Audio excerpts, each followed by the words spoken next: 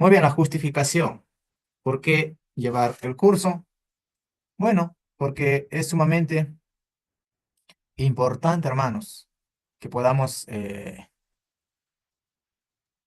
entender que en los tiempos modernos, en los tiempos actuales, el desafío para el congregante, para el cristiano evangélico es bastante arduo, es bastante agresivo incluso. El desafío de poder dar razón a nuestra fe es agresivo. Es a veces vas a tener que toparte con todas las ideologías, filosofías y lo que uno pueda imaginarse. Entonces la teología del Nuevo Testamento nos va a ayudar a comprender un poco más conocimiento bíblico. Desde luego que ya hemos dicho que es sumamente complejo, porque un curso así bastaría hasta un capítulo para hacer un curso de eso, si es que quieres hacer teología. Y eso, si es que lo quieres hacer un poco menos exhaustivo, si lo quieres hacer más exhaustivo, de, pasarías tiempo, ¿no? Yo me recuerdo que un análisis un poco más exhaustivo en la iglesia hemos pasado 3 años estudiando romano, 3 años, casi un año y medio estudiando Juan, ajá, y libros así completos, así que no es así nada más, ¿no? Hay bastante que decir, más cuando se hace el trabajo exegético. Entonces, el requisito indispensable de cada uno de los que aspiran a poder sostener un grado como es el bachiller en este caso, y aspirantes a licenciatura, con lo cual ya tiene un peso, ¿no?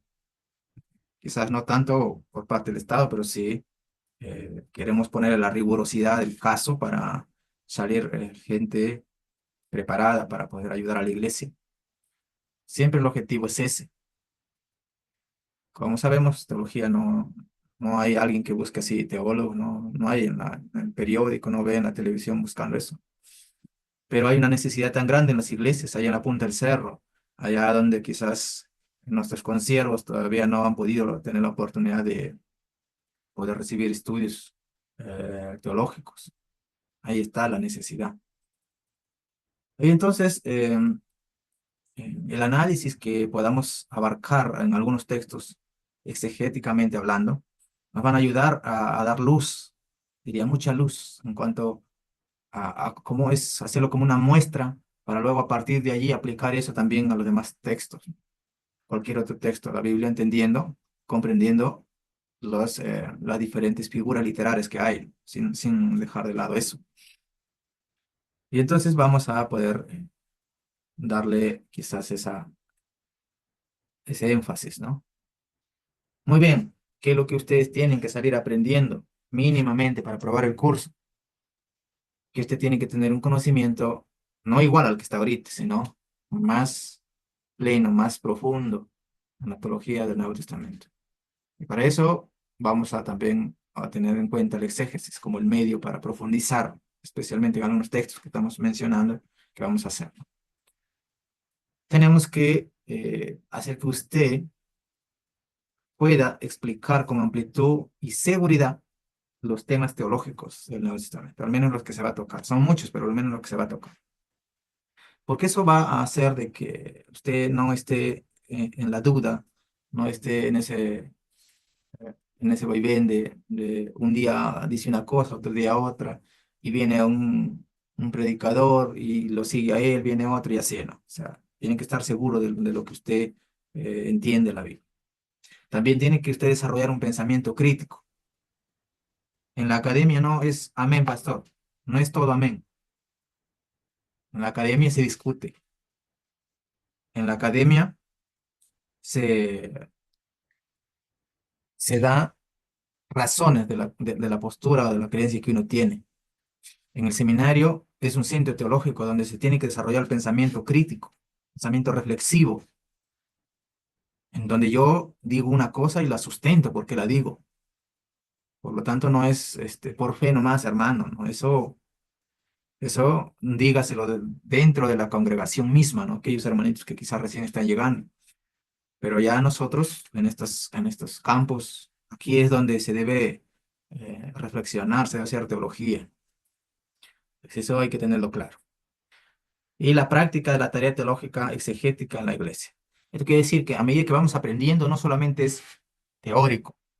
Lo que nosotros tenemos que hacer es hacer una teología práctica también.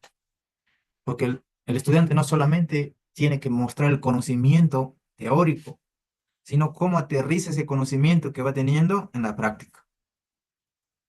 Porque hermanos, los que estamos teniendo experiencia ya eh, en el pastorado, cuando alguien viene a pedirle un consejo y entonces usted quiere sacar sus apuntes de teología y no le funciona, ahí tiene que entender entonces que también hay dependencia del espíritu en toda esta cuestión del estudio.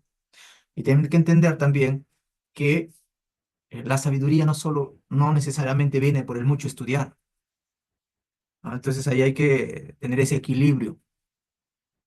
Por eso hay que hacer que la teología sea práctica, que hacer que lo que voy aprendiendo, cómo lo aplico, cómo lo enseño, cómo lo hago, que eso sea vivencial. Eso tiene que usted también poder aplicar, comprender, aplicarlo en la iglesia. Eh, Muchos de aquí son pastores, pastoras, o sea, líderes, y ahí tienen la oportunidad de poder aplicar.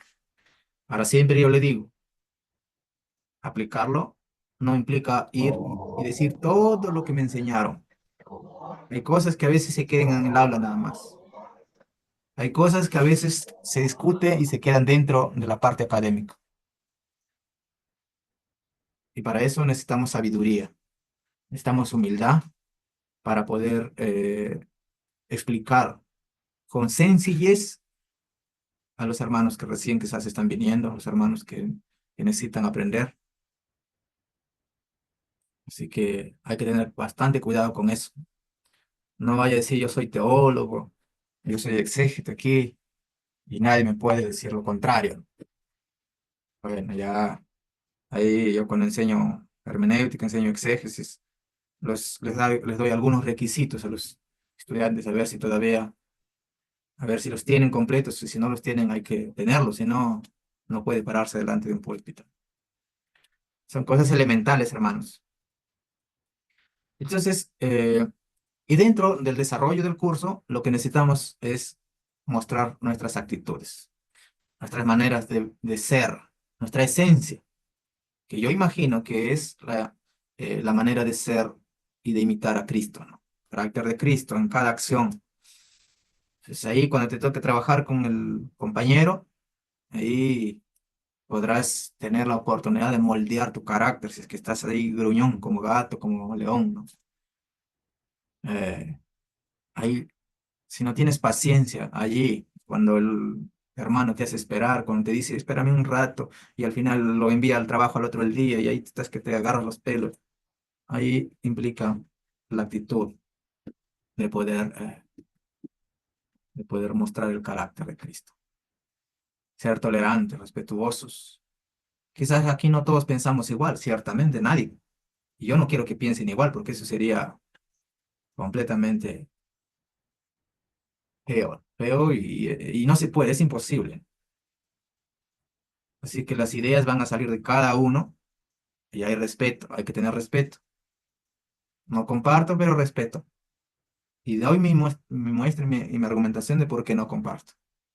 Y no es idea, sino tengo que estar sustentándolo en la palabra. Y si hay alguien que está recién aprendiendo y dice una cosa, no te puedes reír porque eso sería burlarse, eso sería como que decirle al hermano, bueno, no estás a la altura, ¿no? Sino más bien ayudarle. Entonces hay que comprometernos con el quehacer bíblico teológico.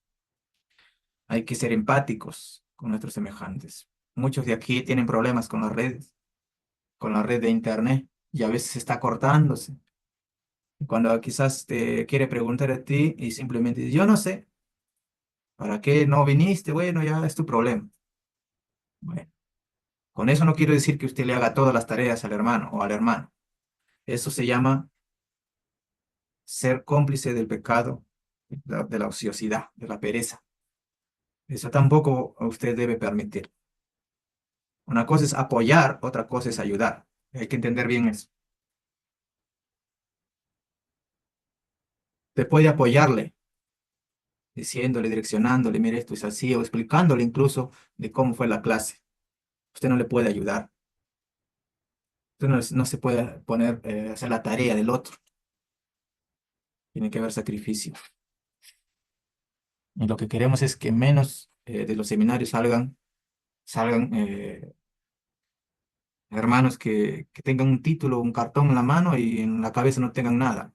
Eso no queremos. Entonces, eso hay que tenerlo en cuenta, hermanos, aquí.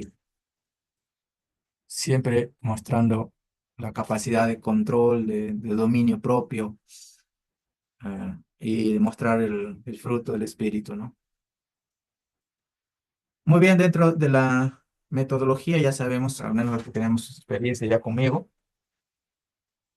hacemos la exposición del tema y vamos opinando, vamos preguntando y así vamos construyendo conocimiento y nuestro propio aprendizaje. Eh, También habrán exposiciones de luego, tareas, y eso enriquece la clase cuando hay la exposición y pregunten. No se quede callado. Aquí es en el momento de sacar las dudas y de poderlas disipar. Entonces ahí hay que participar. Eh, Persona que no participa es persona que no existe en el curso. Entonces, no basta con estar ahí conectado, ¿no? Más todavía si no hay cámara, no me consta que esté en la clase. Así que cuidado con las sorpresas. Y vamos como les digo, hacer exposiciones, análisis de textos. Y ahí quisiera que estemos bien atentos a cómo se hace el proceso. Y bastante lectura. Y las preguntas, hermanos, siempre hay que hacerlas dentro del tema que se desarrolla. No me pregunten, estamos desarrollando, no sé, un tema cristológico, no me pregunte de un tema trinitario. O no me pregunte qué dice Génesis 1:26. O no me diga cosas así. Pregunte cosas que se desarrollan dentro del tema. Lo digo porque no porque quizás no quisiéramos contestar a sus inquietudes. Con eso nos podemos sentar a tomar un cafecito ahí o, o no sé, cuando vayamos por allá nos sentamos ahí a hacer una rueda de, de compartir, ¿no? Conocimiento y cosas. Pero aquí el tiempo es limitado, muy limitado. Y tiene que tener una Biblia, una Biblia. No pongo la versión o la traducción, ya usted sabe qué traducción, qué versión puede usar. Y si ahí tiene alguna de los testigos, también téngala. Lo vamos a necesitar para escudriñar Juan 1. Pero no haga doctrina desde ahí, desde luego, porque hay muchos textos torcidos. Estoy avisando. Eh, ya en estas alturas tenemos que aprender a discernir. Muy bien, entonces las lecturas de la Biblia van a estar ahí para poder participar. Aunque sea si usted es tímido en hacer las preguntas en la clase. Cuando se le diga a alguien que lea la Biblia, un texto, inmediatamente usted lee. Entonces ahí ya está de alguna manera haciendo presencia en la clase. Muy bien, también compartiremos algunos artículos o algunos libros para que ustedes puedan leer. Y eso ya es, bueno, de mi parte siempre ha sido así. Muy bien, la evaluación va a ser vigesimal, es decir, de 0 a 20, siendo la fracción decimal 0,5 favorable para el estudiante. Eso quiere decir que si usted tiene 13,5 y usted tiene que pasar el curso con 14, entonces ya ese 0,5 le favorece. Pero como el cristiano yo pienso que no va a estar ahí arañando para pasar, con ajustes. No, entonces eso ya ni que hablar. O sea, usted tiene que inspirar a lo máximo. Ahí tenemos en cuanto a los exámenes parcial, final eh, y intervenciones orales, es que es parte quizás conceptual, va a valer un 20%. El aprendizaje procedimental en cuanto a investigación, siempre ese es mi énfasis, lectura, exposiciones, debates, un 60%. Y luego tienes en la actitud, ¿no? La muestra de comportamiento, de madurez, tolerancia, etcétera. Asistencia la clase, todo eso un 20% más, ¿no? Total, ya tienes el 100%. Muy bien, hermanos. Entonces, yo siempre considero aquí que las tareas son dentro de la fecha. No hay más tolerancia porque yo siempre doy reparto las tareas al inicio. Entonces, desde luego ya el estudiante se organiza, si la hace la tarea, no sé, pues yendo de viaje, quizás en su trabajo, no sé, ya usted se organiza.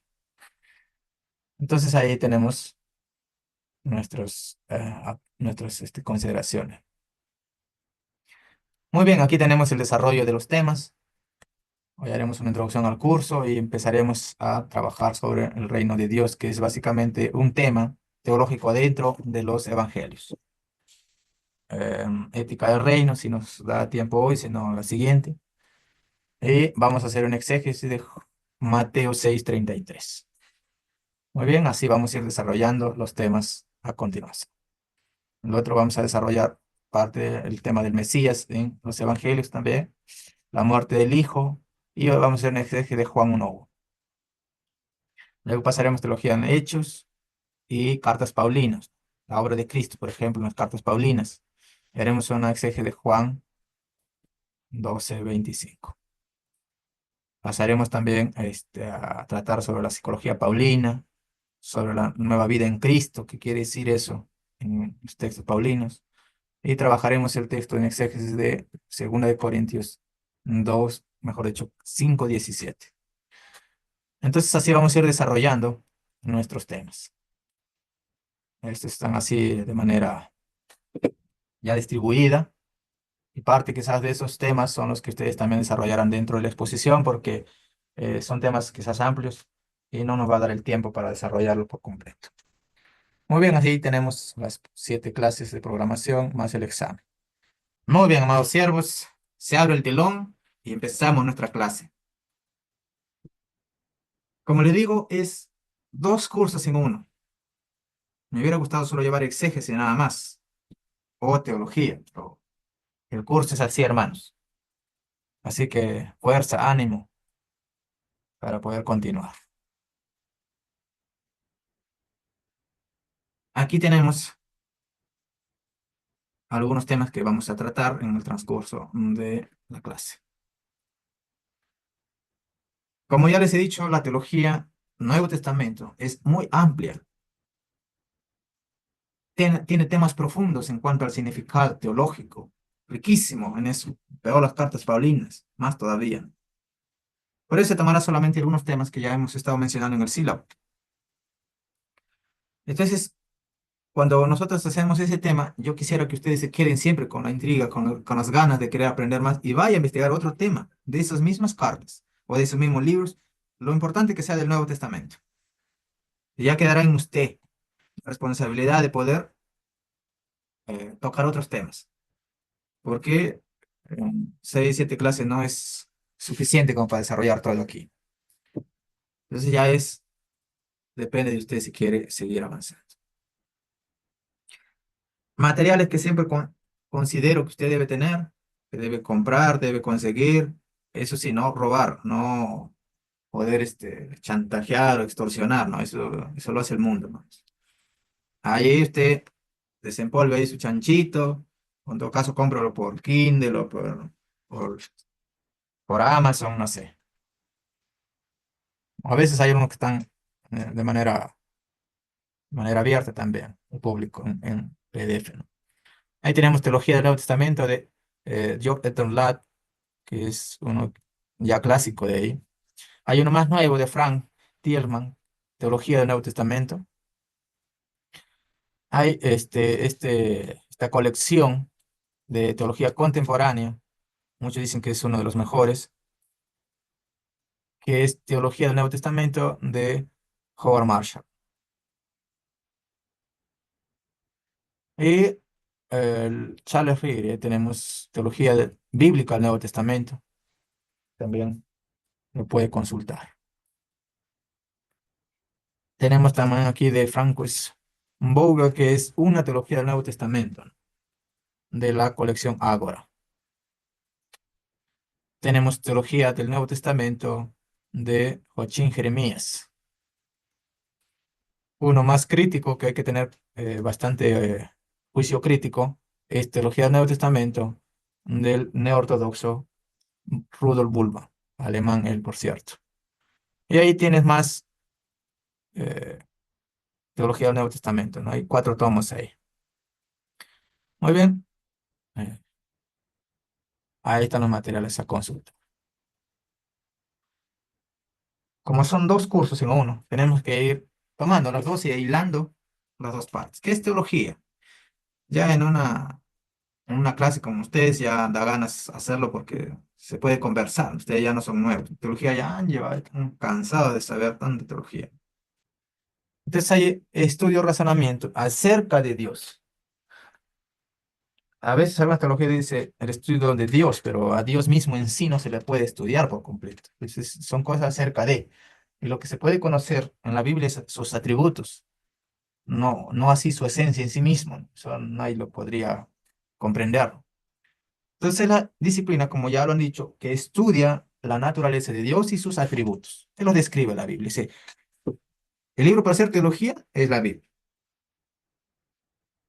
Entonces, es el conocimiento que va a tener el ser humano sobre la divinidad, sobre ese ser que escapa a veces de la comprensión humana. Ahora, como es el otro curso, que vamos a amarrar uno solo, y ya hemos definido teología, entonces, ¿qué es exégesis? Que es la otra parte del curso. Exégesis viene de 2 palabras en griego. Y por aquí ya ustedes hablan más griego que el docente, ¿no? Ya con ustedes hemos llevado griego, hebreo, tenemos ahí para decir basta. Entonces ahí tenemos ahí está exégesis. Exégesis tal cual como está ahí, ve. Exégesis. Pero viene de esa palabra que ahí te vamos a ir viendo. Exégesis se escribe tal cual como está en hebreo. Ustedes ya saben acá. Ok, exégesis. Muy bien, hermanos. Entonces tenemos ahí el término exégesis, que significa narración o explicación. Mire que yo lo he hecho cuidadosamente el concepto, que no estoy diciendo que es una interpretación. Así que hay que hilar fino ahí. Entonces, el sustantivo exégesis procede del griego exegeomai, que significa conducir paso a paso, explicar de manera detallada. Es lo que estamos diciendo. Aquí está el término, ¿ve? Exegeomai. Son 2 términos de donde se degrega esa palabra. Ex, y aquí no se les venga a su mente su ex. No, no, eso no. Ex es una preposición, como ustedes ya muy bien lo saben, los que hemos llevado griego. ¿Qué significa eso? Significa hacia afuera de. El que sale desde adentro hacia afuera. Y egeomai, que significa guiar o dirigir. O sea, la dirección, la preposición da la dirección, es una preposición direccional que va a decirte hacia afuera va eso. Lo va a dirigir hacia. Por eso literalmente dice guiar hacia afuera, es decir, adentrarse, como decía el servo Leonardo, adentrarse hacia las profundidades del texto y extraer, y aquí tienen que tener claro esto, el primer sentido del texto. En otras palabras, lo que está diciendo Dios por medio del autor. Porque todos creo aquí entendemos que la palabra es palabra de Dios, es inspiración, es inspirada. Si hay alguno que no piensa igual, bueno, pero eso es lo que significa exégesis. Entonces, esto es sacar y dar a conocer lo que quiso decir el autor original, que quiso decir Pedro, que quiso decir Juan, Isaías. Entonces, en ese sentido, la exégesis sería la ciencia que busca el primer sentido del texto bíblico original. ¿Estamos de acuerdo con eso? ¿Hay una objeción? Estamos de acuerdo, pastor, de acuerdo De a este acuerdo, tema. pastor. Pues, Sí, está bien, pastor, de acuerdo. Muy bien. Continuamos entonces. Aquí estoy poniendo un cuadro comparativo. Ustedes ya han llevado hermenéutica, ¿verdad? ¿Han llevado hermenéutica, hermanos? Sí. ¿Todos, todos? A ver, Buen pastor, levanten la sí. mano los que han sí, llevado. pastor. Sí, Entonces, también. ustedes ya saben qué cosa es hermenéutica. Entonces, se nos va a hacer más fácil, facilita, es como tomarse un vaso de agua para hacer el exégesis. Me alegra que hayan llevado ya ese curso, porque si no, nos vamos a estar pataleando en el exégesis, si no lo hubieran llevado. Como ya lo han llevado, genial. Pero a lo mejor no les han enseñado la diferencia entre exégesis y hermenéutica, que es diferente. Por ahí decía una de las ideas es interpretar el texto. Déjenme decirle que eso no es exégesis, eso es hermenéutica. Entonces ahí hay un cuadrito que ustedes deben comprender muy bien. El término hermenéutica viene de hermeneuo, que significa interpretar. La hermenéutica está interesada en dar a conocer una interpretación, pero no necesariamente es el primer sentido. En el exégesis ya hemos dicho que es así. La hermenéutica determina los principios y también te sugiere digamos, el método. La exégesis aplica esos principios. La hermenéutica es la teoría que va a usar para interpretar, mientras que la exégesis es la aplicación de esa teoría. La hermenéutica también se define como el método, o va a definir el método que se va a usar. La exégesis usa ese método, teniendo en cuenta todos los contextos. La hermenéutica es el puente que va a usar el intérprete para cruzar el espacio y tiempo desde el texto bíblico al siglo XXI. Es un puente largo y que hay que tener bastante cuidado con las columnas que uno está manejando. No es un salto de garrocha, no es un volantín, no. Hay que tener bastante cuidado con eso. La exégesis entonces penetra hacia el texto y saca y extrae lo que el autor está comunicando. Primero a los destinatarios. No vaya a decir usted que Juan escribió el Apocalipsis para la iglesia que está allí en Cajamarca. ¿O sí? A ver, a lo mejor están pensando eso, ¿no? No, Claro que no. Porque si no fuese así, usted no estuviera desesperado por entender qué significa el caballo, qué significa la trompeta, el dragón, porque lo entendería claramente. Y ahora me dirá, pastor, ¿y qué hacemos entonces con la... No ha sido escrito para nosotros. ¿Ya no lo leemos? No. Usted tiene que aplicar los principios de ese texto. Es decir, la verdad que está en ese texto trascendental que no se encasilla, que no está sujeta a barreras culturales. Hay que sacar esa verdad de ahí. Y eso es penetrar adentro del texto y saber qué cosa es cultural y qué cosa sí es aplicable para nosotros. Ese es el trabajo del exégeta. Bien, ahí tenemos ese cuadrito. Ahí está la exégesis que ustedes dicen están aplicando en Cajamarca. Y las flechitas lo dicen claramente. La exégesis es llevar hacia adentro del texto lo que yo creo que dice. La exégesis es llevar hacia afuera el texto bíblico, lo que el autor quiso decir. Ujú. Así es. ¿Alguna? Bueno, no estamos ahí en tanatología, que es la doctrina de la muerte, pero sí le digo que en este curso está prohibido hacer eisegesis. Bajo pena de, esa imagen ya lo dice todo. Muerte.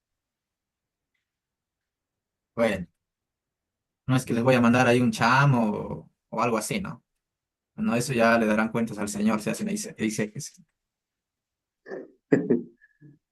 Muy bien, preguntas hasta aquí, hermanos. Estamos tratando de amarrar los dos conceptos ya para entrar netamente al tema que nos compete.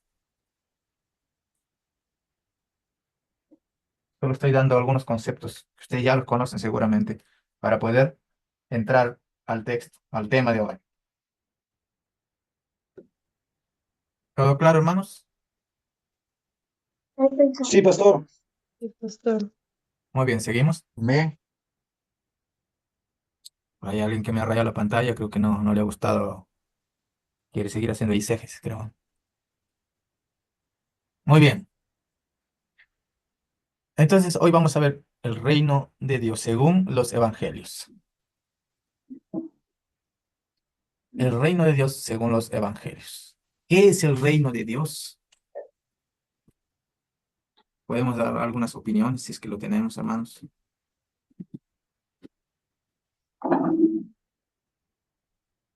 ¿Cuántas veces ustedes, siervos, ya pastores, líderes, han predicado del reino de Dios?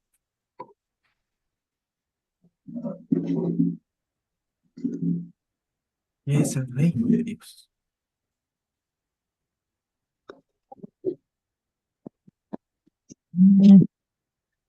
¿Alguna idea?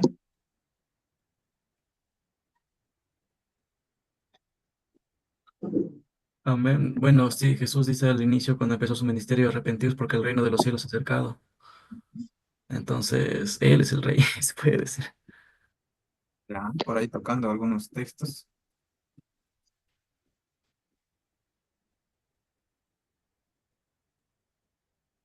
Bien, vamos avanzando. Marcos, no Marcos, que es el que acaba de opinar, no, sino Marcos, el Evangelio de Marcos, introduce la misión de Jesús con las siguientes palabras. Y ahí alguien que nos lea. Marcos 1, del 14 al 15, creo que es ahí me he equivocado. 14 le he puesto. A ver, Marcos, si no es 13 14 o 14 15. A ver, ahí, el que tiene Biblia. Amén. Ujú. Marcos 14:15 dice, eh, Uno. y él os mostrará un gran aposento a lo alto ya dispuesto, preparad para nosotros. Ah, no, espera. Y donde entrare, decidid al Señor de la casa. El maestro dice, ¿dónde está el aposento donde he de comer la Pascua con mis discípulos? Y él os mostrará un gran aposento alto ya dispuesto, preparad para nosotros allí. Siervo, ¿qué versión tiene siervo? Es tu propia Pastor, versión, creo. pastor, No, creo que me equivoqué. Está en Lu, otro, creo. pastor Lu, Sí, le a ver, leo siervo. esto. Ya, Hermano, Wilder creo que tiene, a ver. 1:15. Yo lo tengo. A ver, 14 y 15. ya van a seguir 1:15. leyendo, no se desesperen, a ver, por ahí Wilder creo que la tenía, o no sé quién es el que estaba. Sí, sí, sí, sí, Ya, siervo, pero 1:15. no de tu propia versión, ¿ah? Cuidado. No, Cuidado, le dice que dice. A ver, vamos. dice, diciendo, el tiempo se ha cumplido y el reino de Dios se ha acercado, arrepentíos y creed en el Evangelio. Claro, 14 y 15 era, pero ahí obviamente me he equivocado, solo he puesto 14 14. Muy bien, ahí tenemos. 14 también, pastor, 14:15. Ajá, está bien, gracias, siervo, gracias. Después que Juan fue encarcelado, Jesús vino a Galilea predicando el Evangelio del reino de Dios, diciendo, el tiempo se ha cumplido y el reino de Dios se ha acercado, arrepentíos y creed en el Evangelio. Ujú, entonces ahí tenemos el texto. Vayan aprendiendo a citar, mira, así se cita una referencia de la Biblia. Usted tiene que ser bien observativo, y aquí las damas nos dan una lección. Yo le estoy exhortando básicamente a los caballeros, que somos, bueno, al menos yo hablo por mi persona, no sé si por aquí hay un genio que capta y sabe todo, ok, no es para él. Pero ahí tenemos la cita. Y dice, el reino de Dios, dos veces. Entonces aquí hay algunos eruditos que Mateo cita, por ejemplo. Mateo 4:23 dice, por su parte, sintetiza Jesús con estas palabras y dice así. Recorría Jesús toda Galilea, enseñando en las sinagogas de ellos y predicando el evangelio del reino y sanando toda enfermedad y toda dolencia en el pueblo. Pero los eruditos modernos están de acuerdo que el reino de Dios fue el mensaje central de la Biblia. Entonces, eso básicamente va a atravesar su ministerio, su razón de ser de su ministerio. Aquí vemos algunas interpretaciones, por ejemplo, de Agustín, hasta los reformadores, ellos dijeron que el reino de Dios se identifica con la iglesia, pero eso es algo incorrecto. El reino de Dios no es la iglesia. La iglesia es el pueblo del reino. Es totalmente diferente. La teología liberal antigua dijo que el reino era la religión puramente profética que Jesús enseñó. La religión. Eso tampoco es adecuado. La interpretación no escatológica del reino de Dios dijo que era una experiencia personal del reino o del reinado de Dios en el alma individual. Es decir, dentro de sí. Eso tampoco es adecuado.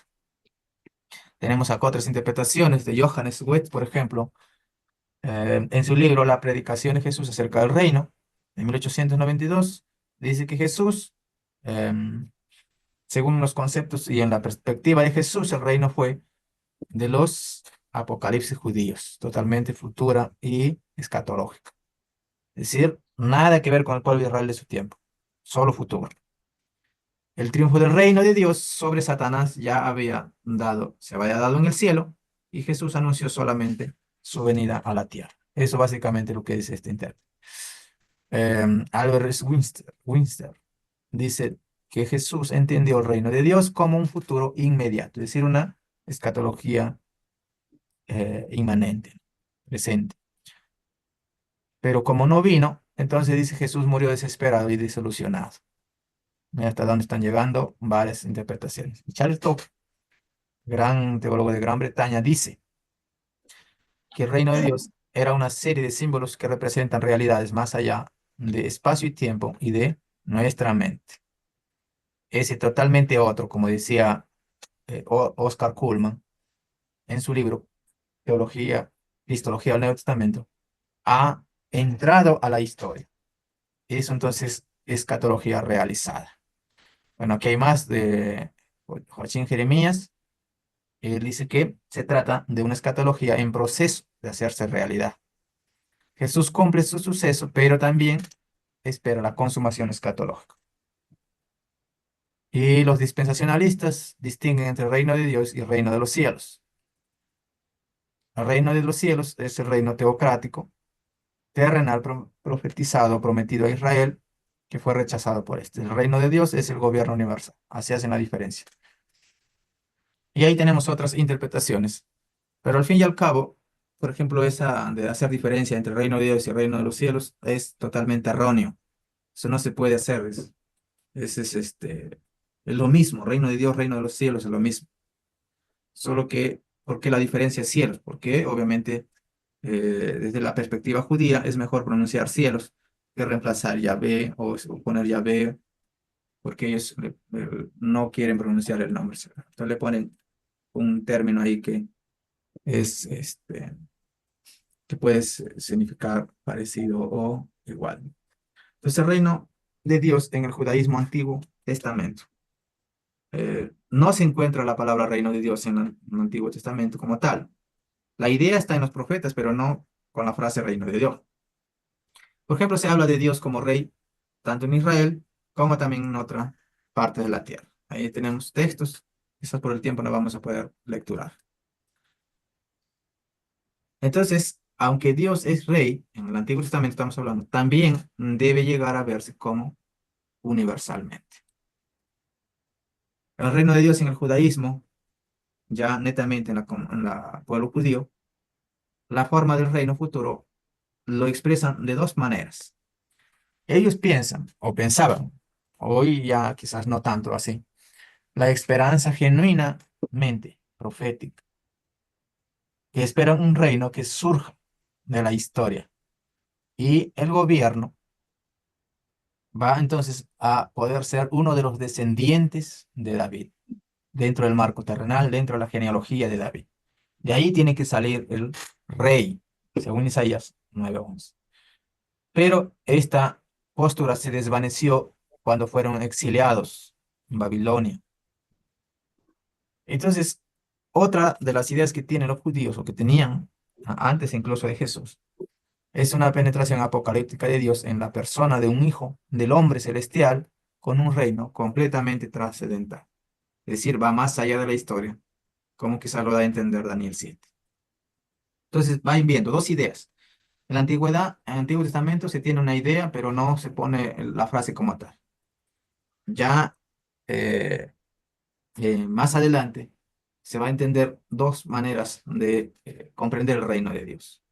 Una esperanza genuina que va a suceder en la historia por medio de la descendencia de David, y la otra más bien una cuestión más cósmica, más apocalíptica, más mística, en la cual Dios va a penetrar a través de una persona llamada Hijo del Hombre Celestial, que eso va a ser eh, su llegada a la tierra, pero que tiene una trascendencia más allá de la propia historia. Aquí tenemos dos ideas de los judíos, incluso antes de Jesús. Ahora, para los judíos el reino es siempre una esperanza terrenal, aunque sea una tierra redimida de la maldición del mal. Entonces aquí ya vamos entendiendo que para ellos reino se trata de una cuestión más terrenal, una esperanza que ellos creen que se va a realizar sí o sí. Nosotros seguramente tenemos la idea de que el reino está arriba. Cuando moramos, ahí vamos a ir al reino de Dios. Ahora, el judaísmo apocalíptico también tiene otras maneras de pensar. No vayan a pensar que los judíos en tiempo de Jesús e incluso anteriormente a Jesús tienen solo una sola manera de pensar. Al igual que nosotros, incluso en la misma familia tenemos diferentes maneras y posturas para un tema. Ni que se diga del judaísmo en el antiguo. Tiene maneras de pensar diferentes. Entonces el judaísmo apocalíptico tenía dos esperanzas diversas en cuanto a esto. Algunos creían que el aspecto terrenal histórico era el que realmente iba a suceder, que ese reino era un aspecto terrenal histórico, que se va a hacer real. ¿De dónde sacan esta manera de pensar? ¿Cómo sabemos que así pensaban? Hay que leer Primera de Enoc, hay que leer el Salmo de Salomón, etc. Y el énfasis más predominante en el judaísmo fue el escatológico, es decir, que la manera de concebir el reino de Dios eh, era más bien algo que pasaba a la historia terrenal.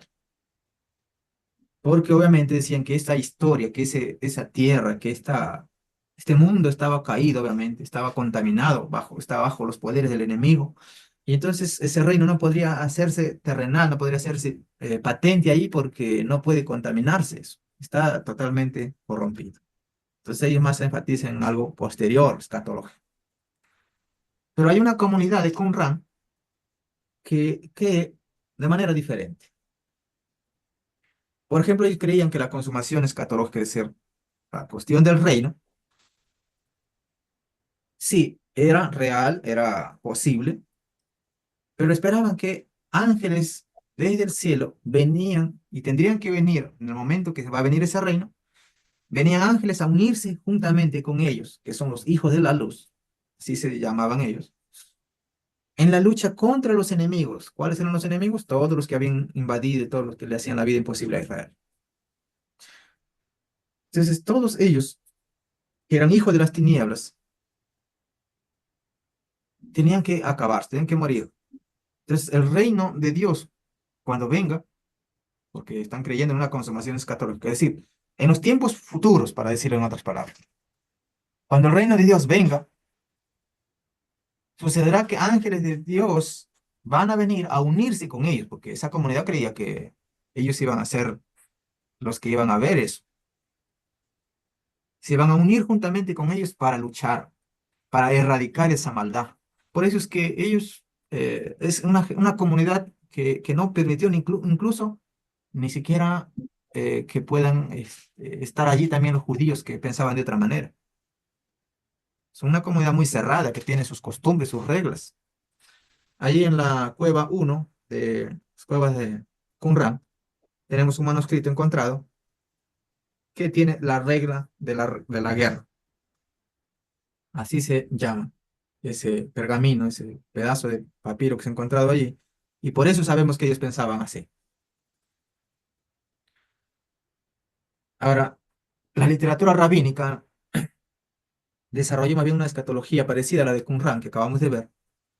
Ahí esto lo he sacado del libro de George Edmund Ladd, donde dice que para ellos el reino de Dios era la soberanía de Dios, el ejército o el ejercicio de la misma. O sea, Dios mismo ejerciendo esa soberanía sobre, esa, sobre ese rey.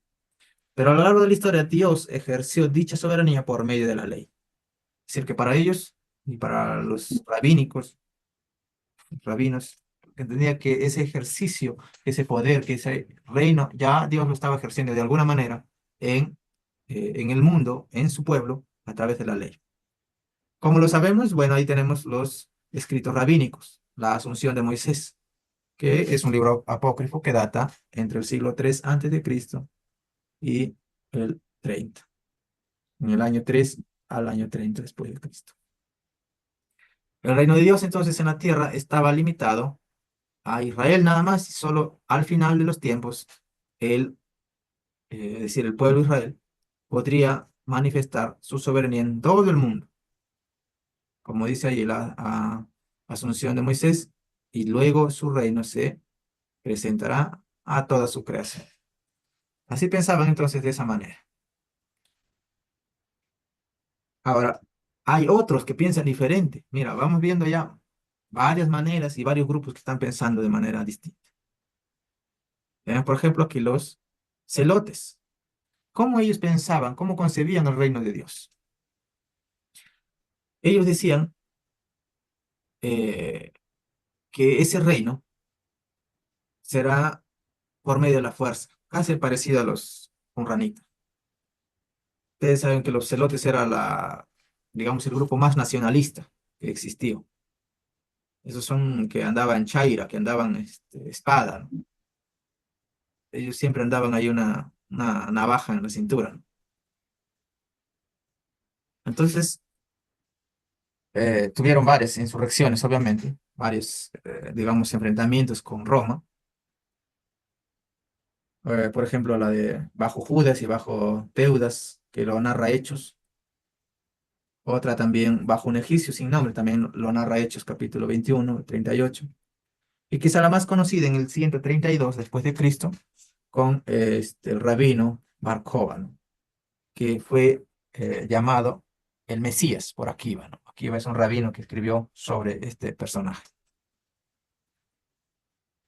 Entonces se cree que todas sus revueltas no solo tenían fines políticos o nacionalistas, que así ellos lo hacían entender, sino que también eran religiosamente motivados por acelerar la venida. Como les digo, estos casi tienen el mismo parecido que los qumranitas, que el reino de Dios será posible si nosotros empezamos a hacer revueltas, empezamos a irnos eh, contra los imperios que nos esclavizan. Así vamos a hacer posible el reino de Dios. Así lo veían ellos. Ahora, en el judaísmo tardío, el reino de Dios significa el gobierno, soberanía de Dios. El reino que pedimos en el Padre nuestro significa que la voluntad de Dios se haga en la tierra, es decir, que su gobierno también sea una realidad completa aquí. Mateo 6:10. Esto lo podemos leer en el texto mismo. Entonces Dios es ahora el rey, pero debe llegar a ser manifestado como rey. Entonces ahí tenemos la manera de pensar de la gente, de los israelitas. En cuanto a esta frase, solo Mateo usa 34 veces esta frase. Y es una expresión semítica en la que Dios o que los cielos sustituye el nombre divino. Por eso ya les dije, reino de Dios es igual a decir reino de los cielos. Mateo lo sustituye por cielos, obviamente, porque él está escribiendo a judíos. Los judíos no usan Dios o Yahvé, sino Hashem o el Eterno. No sé si habrán escuchado eso, las palabras, incluso en los judíos de este tiempo. Ellos hablan así. Entonces es posible que el reino de los cielos sea una expresión propia del medio judío cristiano que conservó la tradición en el Evangelio de Mateo. Es posible también que se pueda utilizar ambas palabras eh, en estos evangelios y que hay que tener en cuenta los destinatarios, ¿no? El reino de Dios está dirigido sin problemas a los gentiles, mientras que a la comunidad judía reemplazaron Dios por cielos. Ahí tenemos.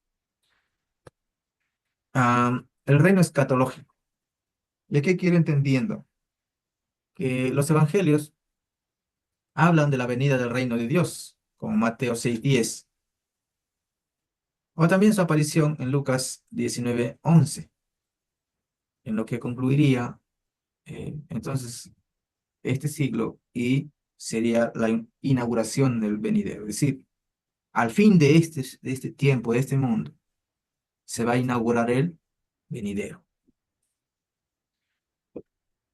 Entonces, heredar la vida eterna y entrar en el reino de Dios son sinónimos. Juan habla bastante de la vida eterna. Cuando el joven rico le preguntó a Jesús qué debía hacer para heredar la vida eterna, pensaba en la vida escatológica, que relata Daniel 12:2. Y entonces la venida del reino de Dios significará la destrucción final de esta era, de este mal, del demonio y sus ángeles. Ahí tenemos las partes escatológicas de los evangelios, Mateo 25. La formación de una sociedad de redimidos sin mezcla del mal. La comunión perfecta de Dios en el festín mesiánico, es decir, en las bodas del Cordero. En este sentido, el reino de Dios es sinónimo de siglo venidero. Eso también está opinando así Latton, Elton Latton. El reino escatológico, entonces, es donde los verdaderos hijos del reino de Dios van a tener su parte. Son los que responden positivamente y aceptan a Jesús y sus mandamientos. Claramente lo enfatiza Mateo 13:38. Se debe decir que la proclamación del reino con actitud infantil de dependencia completa, si se quiere entrar al reino de Dios. Porque ahí pone el ejemplo de los niños. Ahora, no solo hay que pensar que el reino de Dios está arriba, ahí donde está Dios sentado. Jesús va a decir, como ya lo hemos leído, que el reino de Dios se acerca. Entonces Jesús ve el cumplimiento de eso en su ministerio. Las promesas que se había dado por medio de la boca de los profetas en la antigüedad. Entonces ahora se van a hacer posibles, se van a hacer reales con la venida de Jesús. Y los dichos acerca del reino de Dios como realidad actual deben interpretarse a la luz de ese contexto para no sacar otro mensaje. Entonces la afirmación más energética, más fuerte, más veraz, se encuentra en Mateo 12:28. ¿Habrá alguien que lo lee? Mateo 12:28. Mateo 12:28. Amén. Mateo 12:28 amén. Dice, pero si yo por el Espíritu de Dios echo fuera a los demonios, ciertamente ha llegado a vosotros el reino de Dios. Mm. Entonces, para Jesús, en su inauguración, en su venida terrenal, ha hecho posible el reino de Dios en la tierra. Lo que se debe entender entonces que está hablando que el poder soberano de Dios se ha enfrentado al dominio de Satanás y ha hecho posible la liberación del ser humano de ese poder del mal. Eso Jesús mismo lo enfatizó, lo dijo, consumado es. Entonces la iglesia actual debe entender que en vez de esperar alguna manifestación poderosa en el día final, ya Dios está actuando, ha dominado, mismo Jesús ha vencido a Satanás, está dominado. Entonces ya el reino de Dios debemos estar viviendo. La victoria del reino de Dios es una victoria en el mundo espiritual, pero en el mundo real, el triunfo de Dios sobre Satanás ya ha sido dado. Entonces, cuando Jesús dice en el Lucas 17:21, porque he aquí el reino de Dios está entre vosotros.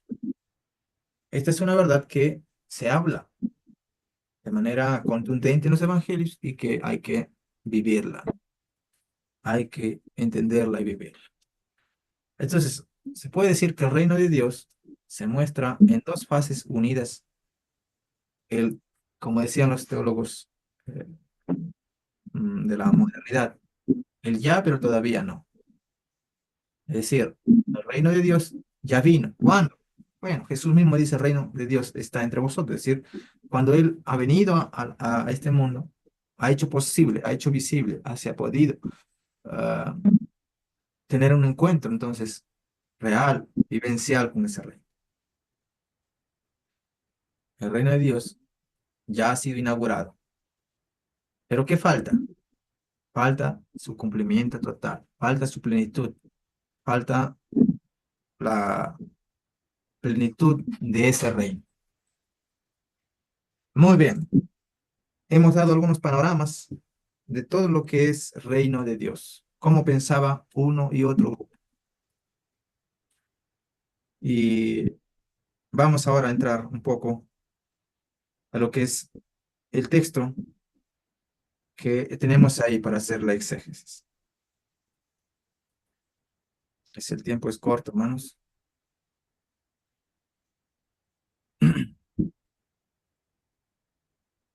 Ahí buscamos ese texto, hermanos, vamos leyendo.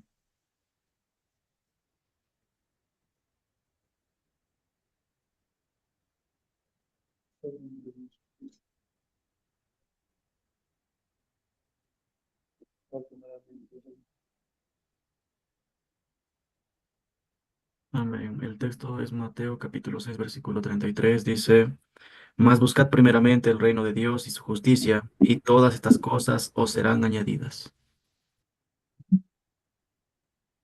Ahí tenemos el texto entonces. Buscad primeramente el reino de Dios y su justicia. Entonces, ¿qué es el reino de Dios? Para ir cerrando algún concepto quizás de lo que te hemos dado. El concepto de Dios tenemos que entenderlo como una realidad, una realidad de gobierno de Dios, porque es de Dios, pues él es el rey. Y es una realidad presente que Jesús lo inaugura, Jesús lo comienza, Jesús lo hace posible en la tierra. Vamos a escudriñar este texto. Tenemos hasta qué horas, hermanos, ¿verdad? No estoy olvidando, creo que es 9:30.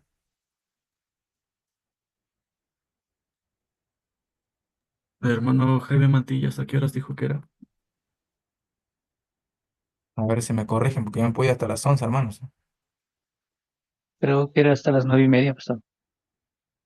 Sí, ya me recuerdo que Sí. me han dicho 9:30. Bueno, ya nos falta poco, hermano, no se duerman. Muy bien, ahora a trabajar con el texto. Ya hemos hecho lo que es concepto. Hemos dicho que el reino de Dios es una realidad, que los evangelios lo mencionan, que comienza con la venida de Jesús, tierra, y va a finalizar obviamente en su consumación final, cuando ya esto se acabe, cuando todo este mundo se acabe. Y ahí tenemos el texto de Mateo 6:33. Ahora, aquí tenemos. Mas buscad primeramente el reino de Dios y su justicia. Texto favorito para los de la teología de la prosperidad. ¿O no han escuchado eso ustedes por allá por Cajamarca? Amén, pastor, sí. Amén. Busca primeramente el reino y todas las cosas que tú pidas, todas las cosas que quieras, te serán añadidas. ¿Lo crees o no?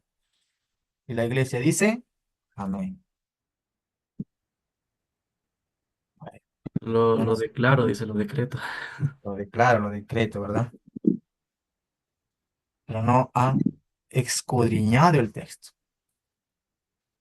Y ahí tenemos el texto. el texto nos va a decir si realmente nos dice que pongamos primeramente el reino o busquemos primeramente el reino y luego todo tendremos. Vamos a ver. Dice el texto, se teite de Proton, ten Basilea, tou theu kai ten, idas kaine, auto kai tauta, panta prosteto neste tai min, min. Literalmente, si lo traducimos, diría, estén buscando primero el reino de Dios y la justicia de Él. Y estas cosas todas serán añadidas a ustedes. ¿Ya vieron la diferencia? Vamos a ir escudriñando. Entonces, despierte, porque esto es lo que es solo una parte del exégesis. No puedo dar todos los pasos aquí, pero yo lo voy a ir aplicando, lo voy a ir diciendo a medida que voy desarrollando. Entonces ahí tenemos la primera frase.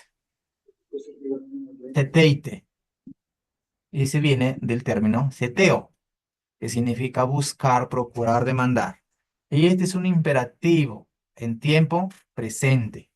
Ya los que han llevado griego conmigo, esto ya ni que repetir, ¿no? Al estar en presente y al ser una orden, un mandato, está diciendo entonces que siempre estén buscando. Primero, siempre estén buscando. ¿Qué cosa? Ahora viene lo siguiente. Protón significa primero, principio, y es un adjetivo suplementario. Entonces indica prioridad absoluta de algo. Cuando el autor está diciendo que hay que buscar primero, siendo una orden, es que es algo prioritario. Es que es lo que es la emergencia, es lo que me urge. No puede estar diciendo, pero primero voy a hacer esto y aquello. Voy a dar comida a mi cuy. Voy a ordeñar mi vaca. Voy a la chacra y ahí vendré. Y dice, estén buscando primero, prioridad absoluta. Luego viene Basileia. Basileian es el término para realeza, reino, gobierno, campo, área geográfica. La palabra Theos, que es bastante importante, es Dios, deidad, Señor. Y didas, dikaisenum. Dikaisenum, que significa justicia, rectitud, equidad, justificación. Y aquí vamos a ir analizando. El autor empieza con un mandato hacia sus discípulos y sus oyentes, afirmando que deben buscar, ahí está el término seteit, deben buscar continuamente, no sus prioridades, sino el reino de Dios y su justicia de Él. ¿Qué significa reino? No estamos hablando de un territorio. ¿Ves? Cuando tenemos reino, el reino de Francia, el reino de Inglaterra, el reino de España. No estamos hablando de un reino. Aquí el término significa dominio o gobierno soberano de Dios. ¿Se da cuenta? Entonces, no es un área necesariamente geográfica. Ahora, ese imperativo, busquen constantemente, dice, con urgencia, como que si ya hoy se acabara todo. No significa que deben buscar algo que no está presente, porque Jesús ha anunciado que el reino de Dios ya ha llegado. Entonces, póngase a pensar, a veces nosotros tenemos la idea de que el reino de Dios está arriba y que vamos a entrar al reino de Dios cuando moramos. No sé dónde lo encontró, quién le enseñó, pero ese es eisegesis.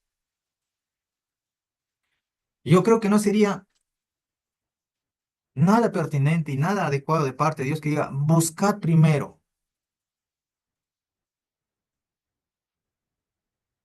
¿Cómo te va a mandar a buscar si sabe que no está en esta tierra? ¿Sería correcto eso? ¿Qué dicen No, ustedes? No creo que Dios esté jugando a nosotros como ovejitas, ¿no? Como, como dado, ¿no? Él nos manda a buscar porque sabe que nosotros tenemos que encontrarlo. Y si lo podemos encontrar es porque está en la tierra. Nosotros no somos divinos para ir allá al cielo a buscarlo. Pero ténganlo por seguro que la mayoría de la iglesia tiene un concepto que el reino de Dios está arriba. Téngalo por seguro. Y siquiera haga una encuesta en la casa de oración el domingo. Pero si está allá arriba, ¿cómo vamos a buscarlo? No lo vamos a encontrar. ¿Y dónde quedan las palabras de Jesús que dice, el reino de Dios está entre nosotros, está entre ellos? Por eso Jesús, el mandato que les manda a sus discípulos es claro, busquen primeramente el reino, porque está entre ustedes. Significa que sus discípulos deben hacer del reino el centro de sus prioridades diarias y constantes.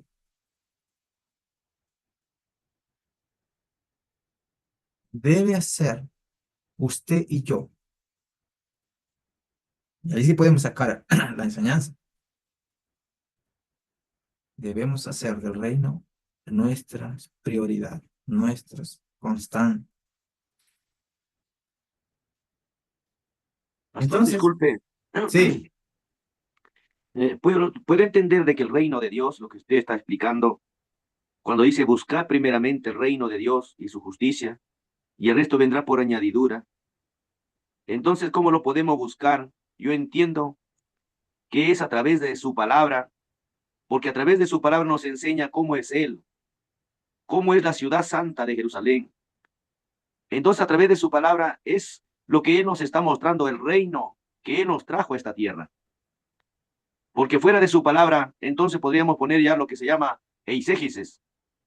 Puedo entender así que es a través de su palabra buscar el reino de Dios. Y el resto de la consumación que está por cumplirse en su totalidad, está por venir, aún todavía no se ha cumplido. Entonces, para poder buscar es a través de su palabra. Y ahí vamos a encontrar las verdades de Dios. ¿Qué es lo que quiere de nosotros y qué es lo que no quiere de nosotros? Eso sería mi aporte, pastor. muy bien. Hermano, Claro, es que no hay que entender al reino como, al menos desde los evangelios, como un pedazo de tierra que hay que ir a buscarlo y ahí quedarnos. Eso se está aló, transportando en valoración, en acciones. Por eso le una agrega cosa, y su justicia. Sí, sí, a ver, no sé quién es. yo lo que lo entiendo desde un inicio, este versículo, cuando usted decía la palabra priorizar, ¿no? Me faltaba es la constancia. Entonces, el Señor no nos pide que nosotros busquemos lo que no puede estar presente entre nosotros mismos, ¿no? Nos Ujú. pide lo que está, y cuando el Señor Jesús lo complementa, dice, el reino de Dios es cercado. Y con el reino ya entonces ya hace más de 2000 años que ya está acá presente.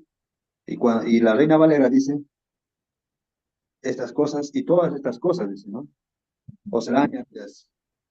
Entonces pregunto ahí, ¿cuáles son estas cosas? Parece que la respuesta es la misma. Estas cosas es la justicia y el mismo reino. Ajá. Vamos a ver si esa aseveración está bien o está mal. Pero colorín colorado, el tiempo se ha terminado. Está bien sus reflexiones, me gusta, me gusta. Hay que preguntarle al texto. Ese es el exégesis, hay que ir desmenuzando el texto, hay que ir preguntando qué dice. Si nuestra manera de pensar en la iglesia y lo que hemos estado incluso predicando se ajusta al texto, o hemos estado haciendo exégesis. Lo vamos a ver la siguiente semana, hermanos.